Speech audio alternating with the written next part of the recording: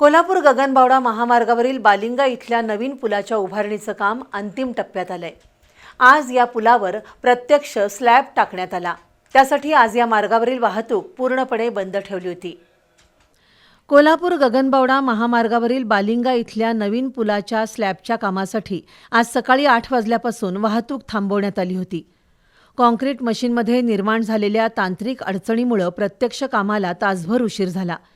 दुपारी 12च्या सुमारास स्लॅब टाकण्याच्या कामाला गती आली। पहिल्या टप्प्यात सुमारे 42 मीटर लांबीचा स्लॅब टाकण्यात आला। त्यानंतर दुपारच्या सत्रात पाऊस आल्यानं कामात काहीसा व्यत्यय निर्माण झाला। मात्र तरीही दिवसभरात स्लॅबचं काम पूर्ण करण्यात आलं। आज दिवसभर पर्यायी मार्गानं कोल्हापूर ते गगनबावडा महामार्गावरील वाहतूक वळवण्यात आली होती। त्यासाठी सुमारे 60 पोलीस कर्मचारी आणि होमगार्ड वाहतूक नियंत्रणासाठी तैनात केले होते। पुलाच्या उर्वरित टप्प्यातील पुढील 2 स्लॅब याच महिन्यात पूर्ण केले जातील, असं महामार्ग प्राधिकरणाच्या अधिकाऱ्यांनी सांगितलंय।